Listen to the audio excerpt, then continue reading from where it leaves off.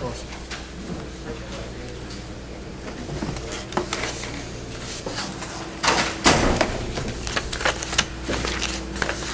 way the sandwich is, there's going to be shoe and the turn. Yes, you are. See the Are you trying to bring another table in? Maybe a card table?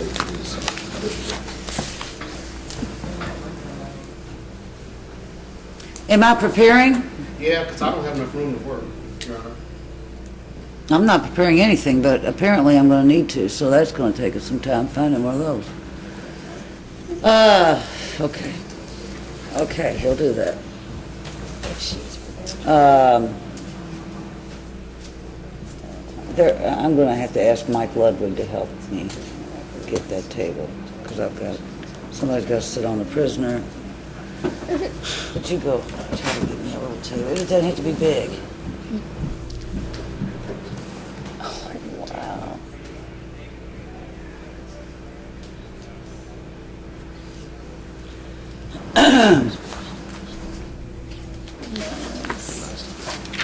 Yeah, seriously. Pick up your computer in case someone walks in. Watch.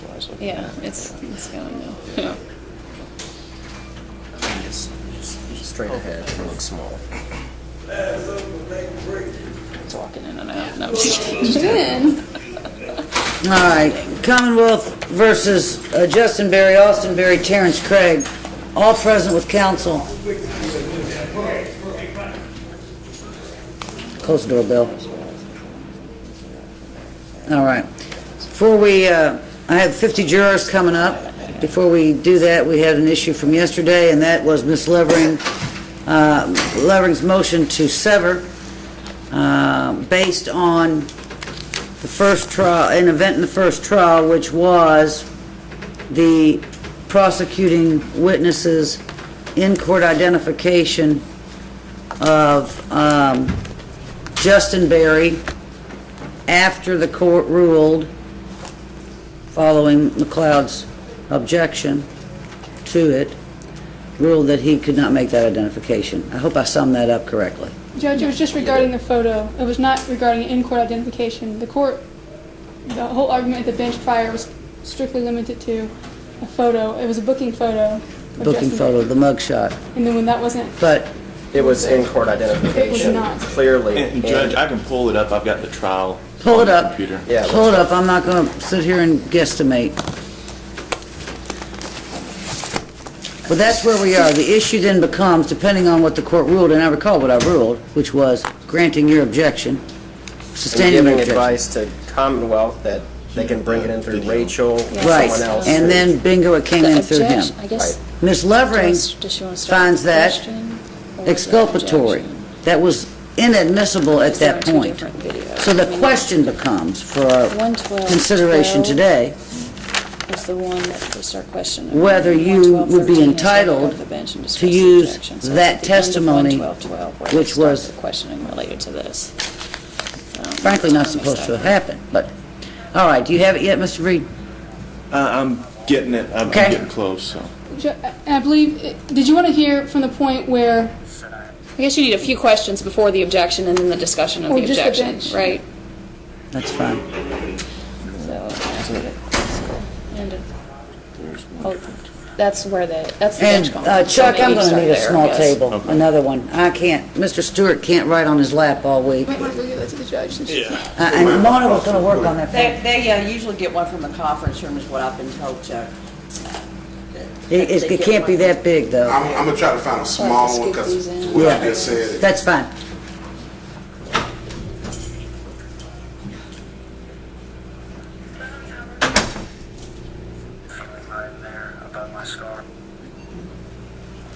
I think I'm about there. Do you want us to bring you the computer so you can hear You it can better? just put the mic up to it so we can all hear it.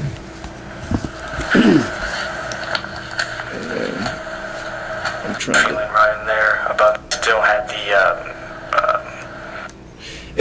And Judge, before we start, prior to this, the victim had described the features of them, and I think that was the thing the court talked about, is kind of how we did it out of order. But he had laid the foundation earlier in his testimony, and here's the bench conference.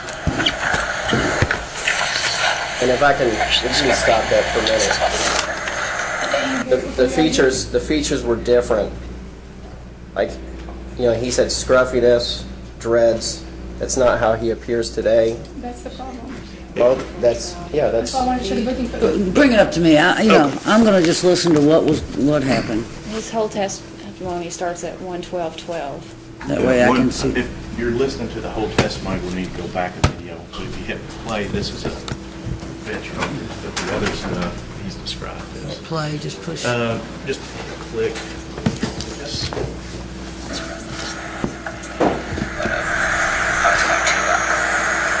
Show it to the witness and say it's that was the individual that did it. Clearly they look different. That person was different than the person that's sitting there. Judge, my objection is this is worse than a show up. I mean, this is a picture of someone with dreads with hair in their face that he can't unequivocally identify anyway, and it's one photo. If they want to put together a photo of it right now and stick 6 people in there with dreads and look like them, I can understand that. I've never seen that done. I can't imagine that is not so unknowingly suggested. I'm going to get this into somebody else. Was he arrested that day? So it's just a week later. This is the booking photo. Okay. I was also going to ask Rachel Bryan, the person who also saw it that night. Does that resemble the person that did it that day? Is that the person? Well, you can get this into the police. Correct off the police officer, however, since that's a photo. But I mean, but not as a booking photo. That would be under the prejudicial if I showed them this is him being arrested. This is him being arrested, and that's fine. And Rachel knows him, and she's going to come in and He's answer said him. he's been arrested. So he doesn't have an issue with that. I don't know what's going on. But he can't identify him from a week later. And of what he's testified so far, and what I'm about to get on. His height's all of his.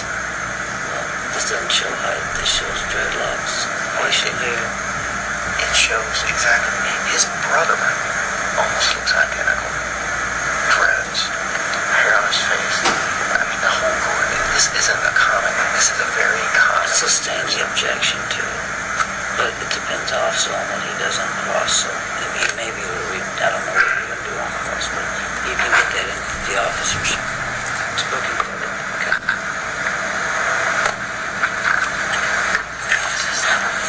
Fresh discovery.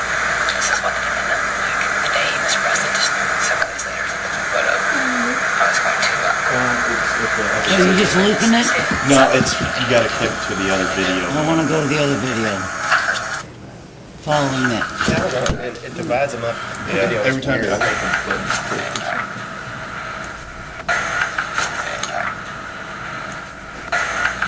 Same thing. Do I have to click it again? I've got to go to another video right below it.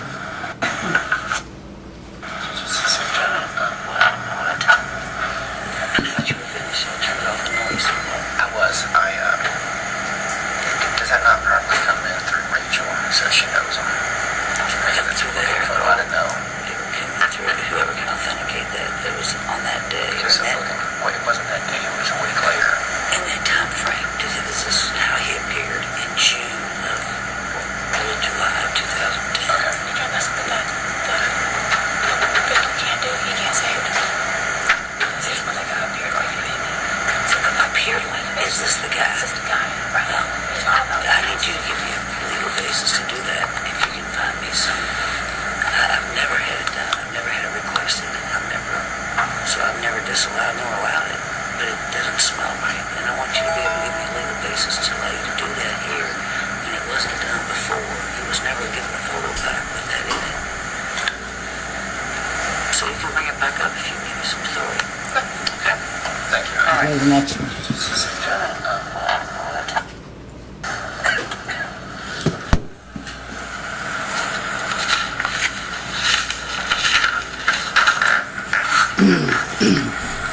Marcus, the individual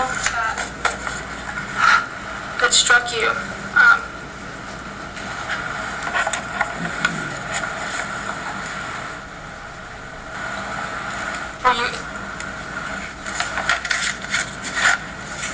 were you ever able to see him again? Did you run into him in school? Have you ever been able to, have been an instance where you saw him again? Just court. Aside from what? No, ma'am. So the individual, the one time, Your Honor, may I ask that the defendant stand and present himself to the witness?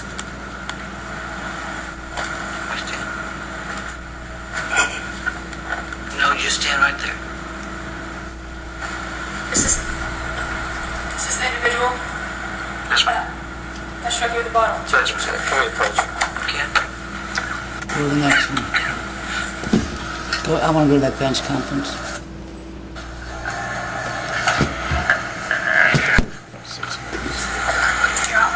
Approach is eliminated. We addressed this. I thought she was going to ask if that's. I don't ask for a mistrial. I mean, that is. Yeah, we've got someone else who identified him. We've got the cop. It was something that I asked specifically. You said you're going to have to lay the foundation. I find that the case law is no different from that photo. And I got him standing up there. I thought she was going to ask, bring the helm down and stand next to him. And say, is he 5'6", 5'7", how tall is he? This is, I've never been saying that like that. I follow this up line. This is the individual of the same line. This is the individual of the same power. No, he is. This is the individual that attacked I you. take it back, Your Honor. You did. Yeah. She rang the bell, and I just, it guts a large part of my defense.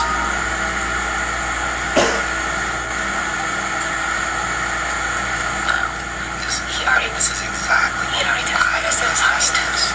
This was not something, I saw this coming, judgment. I saw it coming, and that's why I addressed it. I played fair and proper. I gave her a chance. We discussed it. You gave us direction on how to do it, and she wouldn't just did it. And I wasn't trying to do it the right way. I asked the question. The bell is wrong. It is wrong. How do you like that? The ammunition's done. I mean, ignore that.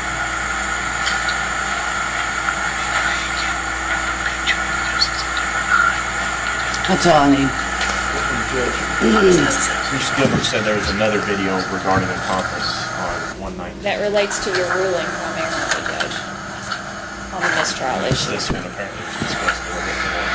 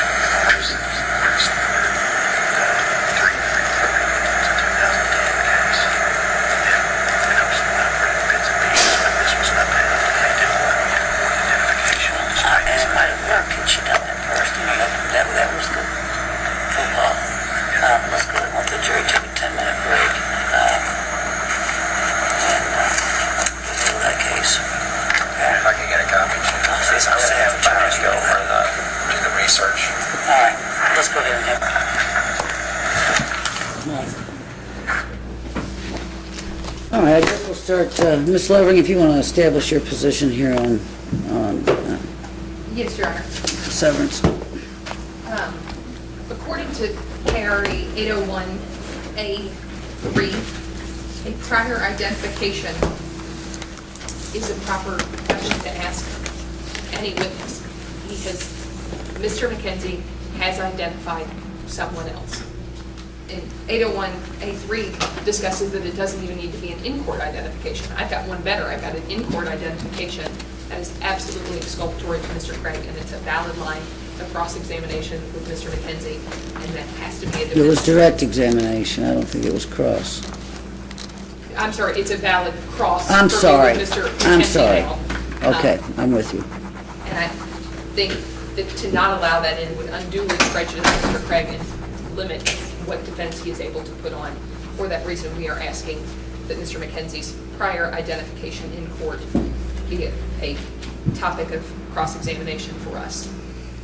And I know, Mr. McLeod, you may want to chime in here because this is obviously going to affect your client. I do, and Crystal argues that it's a booking photo that accurately depicts how he looked the week after the alleged circumstances.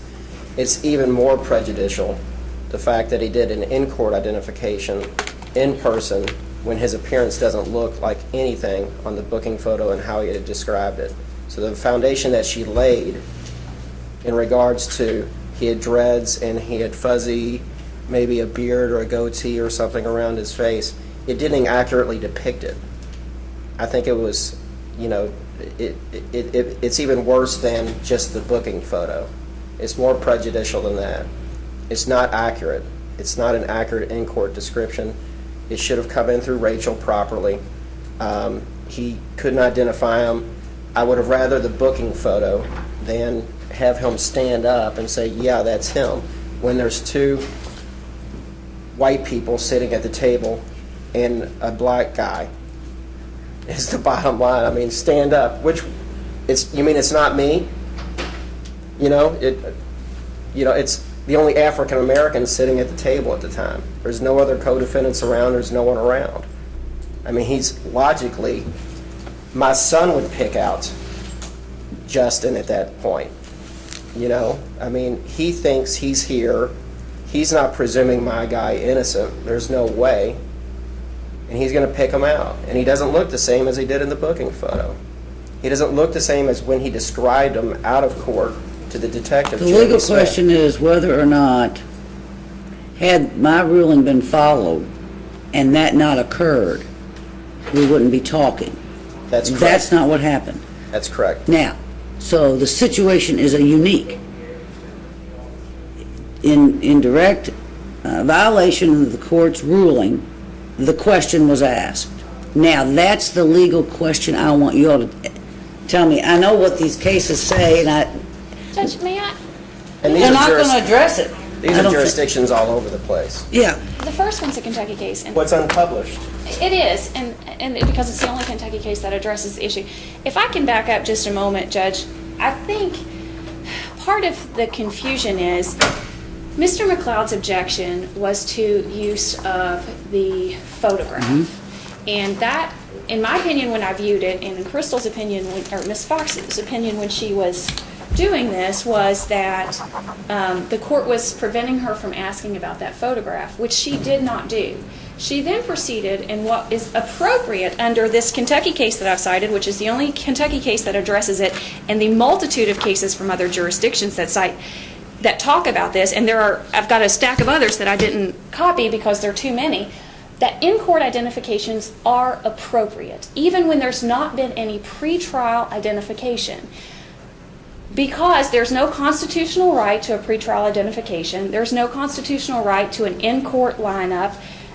It's my opinion, I know where the court's coming from, and I guess that you'll make this final call, but from objectively watching the record, it did not seem to me as though Crystal had violated the court's order, because the court's order, it seemed, was related to the particular photograph, which she did not ask about.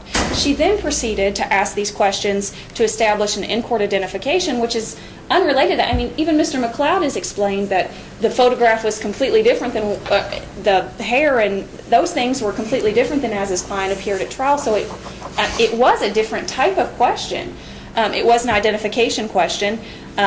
It's appropriate because there are all these protections, Neal versus Biggers, the Stovall case from the U.S. Supreme Court, all these cases about pretrial identifications and the suggestiveness, when those are unduly suggestive. And what we're talking about here, Mr. McLeod indicated that he thought it was as suggestive as a show-up. And some of these cases that I cite mention that, and they say that it would appear that way, except that these cases that concern show-ups and pretrial identifications, the concern they're reaching is due process. And that's not the concern here, because this is the very essence of due process. It's a trial. There's an attorney present to cross-examine. The witness is watching the ID first. The jury's watching the ID firsthand. They're seeing hesitations, any doubt. They get to cross-examine on the fact that he was the only black person sitting in the courtroom at the time. And some of these cases that I gave the court even address that very issue, where he's the only black person in the courtroom. And they say cross-examination is enough.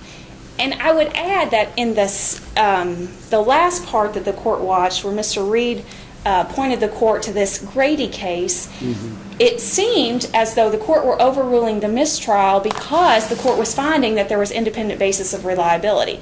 So even if the court applies the Neal versus Biggers standard, which we don't think applies because we're in the middle of due process right here and he's getting all those protections, then the court evaluates, was there an opportunity to view those factors that we see from Neal versus Biggers, and the witness testified to all those things. Certainly there's argument that he didn't view it wrong enough, but those are matters subject to cross-examination. Our belief is that whether to sever this, which is what Ms. Levering is asking, I believe.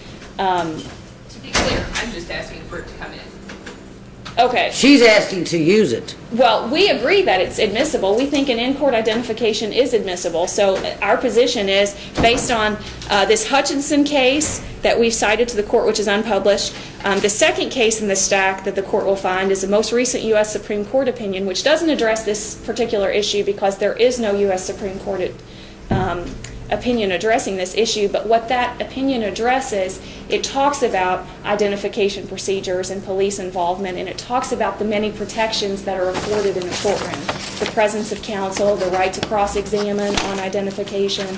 And so we believe that as long as those things are happening, and they are happening in an in-court identification, that the in-court identification is properly admissible against all the defendants. Or, not against all of them, it's only against the one, I guess, but it would be admissible in a case with all of them. Well, this is prior identification. Right. Mr. McLeod? Well, Your Honor, the bottom line is this. If they want to appeal it, that's fine. But you made your decision, and as far as arguing that it was narrowed to a photo of my clients, that's an in-court identification. It covers everything. It was improper. Everyone knew it. And that's why they're fighting like crazy for it. Now, what they didn't foresee coming down the line is after, then they jump on, they indict Austin, they indict Terrence Craig, and they didn't foresee this, what they did in the first trial, which was incorrect, which was not to follow what you directed them to do. Now it's coming back to bite. It's going to bite someone if we're together. It's going to bite someone. Well, let me ask you this. Let's think of it in a different vein. It's evidence as would be a gun or drugs in a case, which would be admitted as an exhibit. Let's assume what we're talking about is an exhibit that I did not allow in that trial. It cannot now be used in this trial because I did not allow it in that trial. I think the court can reconsider pre-trial. You can reconsider again, I guess that'd be but if the use court of that, and this would prevent Ms. Levering from playing that testimony of the prosecuting witness. It can be asked anew if the court allows it, which we're not there yet. So that's the question. Someone here is going to have some repercussions from use of that, and it's obviously going to be your client, Mr. McLeod, because that's who he identified. That's the only one that was sitting here. Right. And his brother and Mr. Craig weren't here. And they're rewarded for disregarding what you sustained in my objection. So the only cure that I see is sever out Terrence Craig, let them use that in the trial against him, not allow it to be used by Mr. Stewart against your client in this case, nor by the Commonwealth. I mean, you'll tell me what other options there are. That's the option. Ms. Levering? That's fine with me. If the court's ruling is it doesn't come in, then I think I have to ask for severance. I know. And you had asked one initially, and I did everything I could not to grant it. Yes, ma'am. Especially because your client, we took this quick date because of your client's rights. Now, you had mentioned when we were last discussing your initial motion that he would waive that in order to be able to have that separate trial. And I believe it was Ms. Ray who spoke on my behalf because Yes. I was not here. I would ask for a brief moment to speak. to I Mr. want Ray. it confirmed with him again, If- okay? I can't let you use that if you're in this trial. I cannot.